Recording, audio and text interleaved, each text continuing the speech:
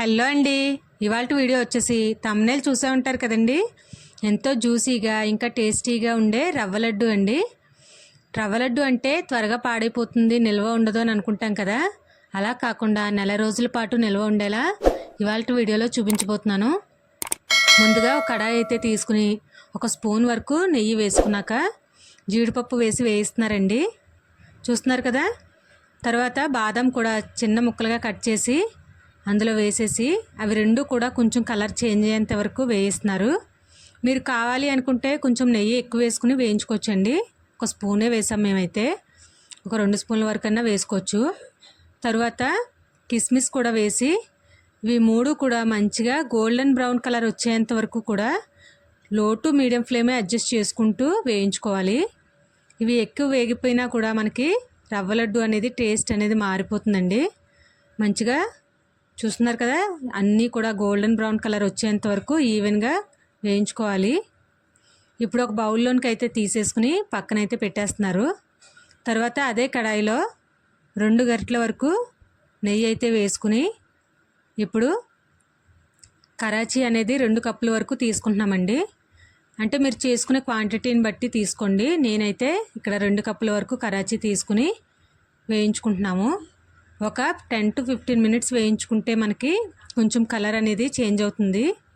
తర్వాత ఒక కప్పుతోటి కొబ్బరి కూడా తీసుకుని వేయించుకుంటున్నాము. అంటే 2 కప్పుల కరాచీ రవ్వకి 1 కప్పు కొబ్బరి అయితే వేసుకుని వేయించుకుంటున్నాము. ఒక మీడియం సైజ్ కొబ్బరికాయ తీసుకుని వెనకాల బ్రౌన్ పార్ట్ అంతా తీసేసి మిక్సీ అయితే పట్టామండి. ఈ విధంగా 1 కప్పు అయితే అయిందనమాట. మీరు కప్పు నుంచి కప్పున్నర వరకు కూడా వేసుకోవచ్చు. కొబ్బరి ఎక్కువ ఉన్నా కూడా బాగుంటుంది రవ్వ లడ్డు అనేది. మాకైతే 1 కప్పు అయింది కాబట్టి ఈ విధంగా వేయించుకుంటున్నాము. తర్వాత ఒక 6 ఇలాచి కొంచెం షుగర్ వేసి పౌడర్ అయితే చేసుకుని పక్కనైతే పెట్టుకుంటున్నాము. చూసారు కదండి, మొత్తం కరాచీ ఇంకా కొబ్బరి కూడా మంచిగా వేగాయి. మంచి ఫ్లేవర్ అయితే తెలుస్తుందండి. ఇది మొత్తం అంతా కూడా వేగటానికి మాకు 20 నుంచి 25 మినిట్స్ అయితే పట్టిందనమాట. కొబ్బరిలో ఉన్న పచ్చి వాసన అంతా పోయింది. కరాచీ కూడా మంచి స్మెల్ అయితే తెలుస్తుంది. ఇప్పుడు ఒక ప్లేట్లోనికి అయితే తీసేసుకుని మళ్ళీ అదే కడాయిల్ని శుభ్రం చేసేసుకుని 1 కప్పు నుంచి 2 కప్పులండి, అంటే 1.5 కప్పు వేసుకున్నాము అనమాట షుగరు. ఇప్పుడు 100 నుంచి 200 ml వాటర్ అయితే వేసుకుని షుగర్ కరిగేంత వరకు బాగా కరిగించాలి. తర్వాత సన్నని తీగ పాకం వచ్చేలాగా మరిగించాలండి. చూస్తున్నారు కదా, ఇలా షుగర్ మొత్తం మెల్ట్ అయిపోయాక మనకి తీగపాకం అనేది ఎక్కువ టైం అయితే పట్టదు, వెంటనే వచ్చేస్తుంది. ఈ విధంగా తీగపాకం వస్తే సరిపోతుందండి. చూసారు కదండి, 2 వేళ్ళ మధ్యలో మనకి తీగలాగా కనిపిస్తుంది కదా, సన్నని తీగలాగా. ఈ విధంగా వస్తే సరిపోతుంది అనమాట. ఇప్పుడు అందులోనికి పక్కనే పెట్టుకున్న ఇలాచీ పౌడర్ వేసేసుకోవాలి. కొంచెం ఇలాచీ పౌడర్ అనేది మనకి ఉండల కింద ఉంటుంది కాబట్టి కొంచెం అవి కరిగిలాగా కలుపుకున్నాక డ్రై ఫ్రూట్స్ కూడా వేసేసుకొని స్టవ్ అయితే ఆఫ్ చేసుకోవచ్చండి. మరి దగ్గరికి అయిపోతుంది మనకి పాకం అనేది, ఇంకా అవసరం లేదు.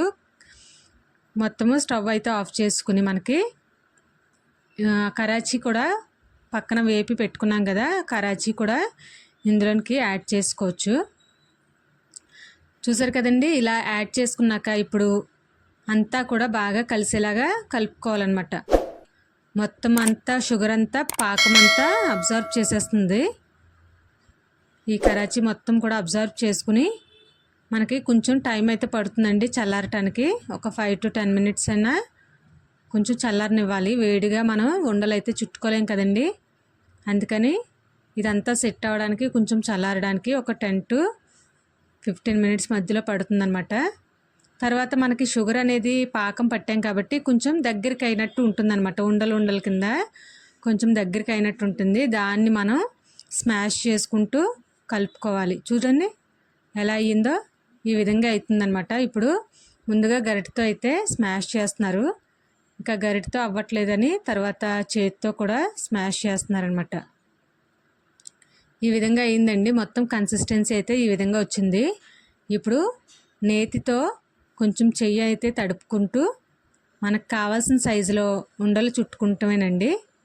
ఎంతో టేస్టీగా ఉండే ఇప్పుడు రవ్వ లడ్డు అయితే రెడీ అయిపోయింది.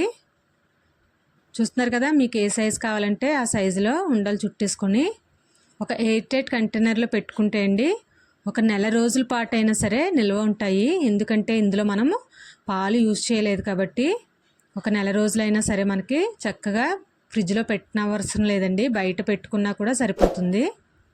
చూడండి, ఒక రవ్వ లడ్డు మీకు తెంపి చూపిస్తాను ఇప్పుడు. ఎంత జ్యూసీగా ఉందో అదే లాస్ట్ రవ్వ లడ్డు వరకు కూడా మనకు ఉంటుంది. చూడండి ఎంత బాగా పర్ఫెక్ట్గా అయితే కుదిరాయి కదండి. ఇదండి ఇవాల్టి వీడియో. మీకు కనుక నచ్చినట్లయితే please like, share and subscribe our channel. Thank you.